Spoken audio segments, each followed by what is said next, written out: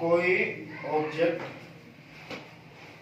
Object का मतलब ऐसे हम कह रहे वस्तु या कोई भी कुछ भी हो, सब्जेक्ट ऑब्जेक्ट नाउन और प्रोनाउन हो, किसी के नीचे अंडर, तो हम क्या करेंगे नीचे की तरफ, नीचे के लिए अंडर लगाएंगे। जैसे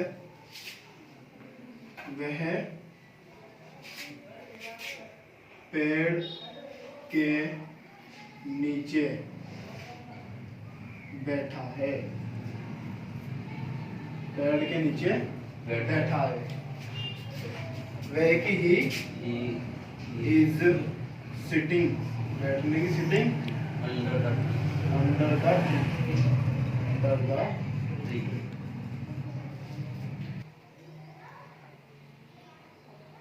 तकिए के नीचे है, किताबें तकिए के नीचे है। The books are under the pillow.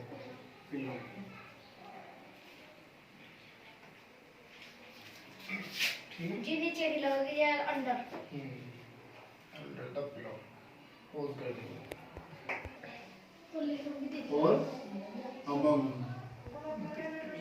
Between और अमंग, इनका मतलब हो के बीच में, के बीच में। मतलब कोई चीज हमें डिस्ट्रीब्यूट करनी हो, बांटनी वगैरह हो, तो मतलब आपस में बांट दो, यानी बीच में आपस में बांट लो, है ना। कोई चीज आपस में बीच में, उसके हिसाब से आएगा। जैसे मैं कहूँ बिटवीन का यूज करें, बिटवीन, तो बिटवीन जो आता है दो व्यक्तियों या वस्तु, दो व्यक्ति हो या वस्तु, अमंग दो से अधिक, दो से अधिक कर दिया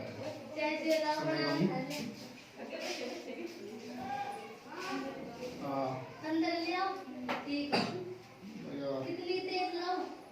ये किताबें रोहन और सोहन के बीच में बांट दो,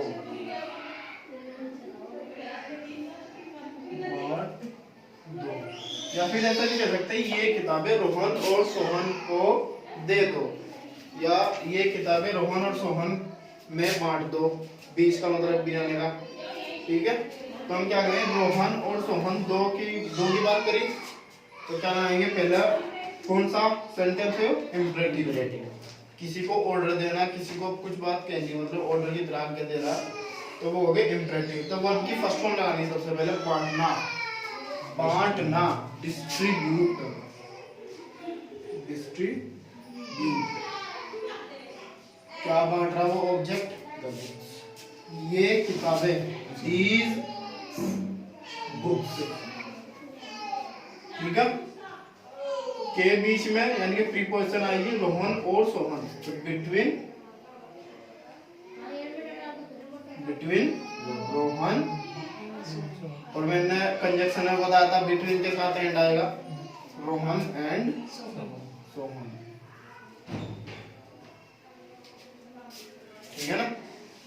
तो ध्यान रखना, अगर दो की बात करेगा तो बिटवीन आएगा, दो से अधिक की बात करेगा तो अमंग लगाएंगे इसकी जगह। जैसे मैं कहूं ये किताबें विद्यार्थियों में बांट दो, विद्यार्थियों में बांट दो, तो these बुक्स,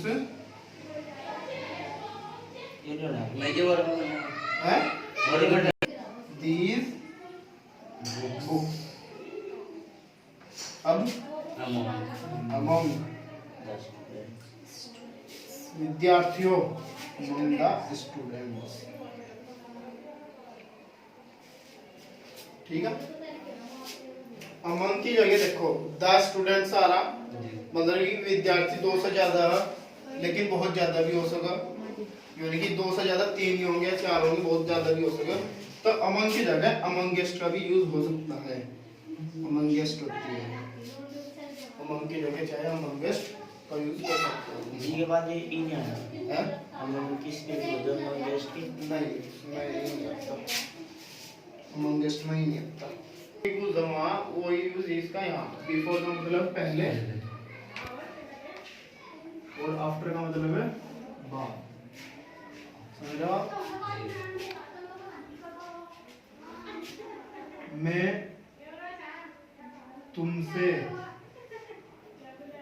पहले यहाँ पहुंचा, ठीक है? पहुंचा के बाद क्या था, थी से कुछ नहीं आ रहा है ना, तो नंबर कौन सा दिख रहा है, पास्ट इंडेफिनिट, सब्जेक्ट क्या आई, अब वर्ब की सही फॉर्म रिच्ड, यहाँ की बताएगा सेम, यहाँ की बता आई रिच्ड हियर, तुमसे पहले बिफोर यू यू, ये रिचर्ड जो है पहुंच गए हैं? रिचर्ड रिच्ड पहुंचा, यह सेकंड फॉर्म है। जी वह तुम्हारे जाने के बाद, वह तुम्हारे जाने के बाद यहाँ आया, हाँ वह तुम्हारे जाने के बाद यहाँ आया था। चलो देखते हैं कि कौन सा स्टूडेंट है जो सब सही सही बना देगा। तुम्हारे जाने के बाद यानी कि तुम गए, ये तो पहला वर्ग था, जी और वह यहाँ आया, ये कौन सा सेकंड, ठीक है? बाद बाद आ रहा बीच में, यानी कि आफ्टर तो लगना ही लगना। जी अब ध्यान दो, हमेशा जो इंग्लिश बनती है ना, वो लास्ट के वर्ड की पहले बनेगी और पहले वर्ड की लास्ट में बनेगी। चाहे कुछ भी हो, बाद लिखा हुआ चाहे पहले लिखा हुआ, उससे कोई मतलब नहीं है। बस ये ध्यान दे लो कि वर्क कौन सा और वर्क कौन सा हो रहा और पहले हो रहा बाद में हो रहा, वो चीज तुम्हें ध्यान रखनी। तो जो लास्ट का जो ये है, ये वाला ये वर्क पहले नंबर का था, सेकंड नंबर का था, सेकंड का था, जी और जो सेकंड का होगा वो बनाना पास्ट इंडेफिनिट टेंस में। किस में बनेगा? पास्ट इंडेफिनिट में। तो इस वाले जो वर्क है यहाँ आया था, इसका सब्जेक्ट कौन है? वह यहाँ आया था, वह इसका सब्जेक्ट तो he came here, he came here after you अब इसका सब्जेक्ट है तुम्हारे जाने के बाद है तुम यू हैड गो। आई बात समझ में? भाई काम को पहले ये वर्क है ना, जो ये वर्क है ये हमें पहचानने हैं। बस ध्यान रखना कि बाद का जो हिस्सा वो पहला इंग्लिश में लिखा जाएगा, पहले का जो हिस्सा वो बाद में इंग्लिश का लिखा जाएगा। बस तुम्हें देखना कि वो सेकंड फॉर्म तो इधर बनेगा या हेड प्लस वर्ब की थर्ड फॉर्म तो इधर बनेगा। बस ये ध्यान देना है। रात तो इतना ही आपका समझाऊंगे, ट्रेन से एक बार कराने पड़ेगा। ऊपर से नॉर्मली इसका मतलब ऊपर से ही हो, ऊपर, ठीक है ना? कोई भी देखो, जैसे कोई दीवार है, ठीक है, जी बिल्ली धर दी या बिल्ली है कोई भी, और डायरेक्ट इधर से इधर कूद गई, यानी कभी भी टच नहीं हाँ, यानी दीवार को उसने टच नहीं किया और डायरेक्ट इधर से इधर को इधर कूद गई, यानी कि इसे कहते हैं फांदना। फांदना, ठीक है ना? कूद गई, कूद गई तो मतलब है, कूद गई तो मतलब है कि यहाँ से कूदती होगी भाई, कूद सकती है, लेकिन फांदना का अलग है वर्ड फांदना, यानी कि इधर से इधर कूद गई डायरेक्ट, लेकिन बीच में टच नहीं किया, कांटेक्ट में नहीं आया, तो इसे कहेंगे ओवर, ऊपर से। जैसा हम कहें बिल्ली दीवार फांद गई, बिल्ली दीवार फांद गई, या फिर मैं ऐसे भी लिख सकता हूँ बिल्ली दीवार के ऊपर से कूद गई।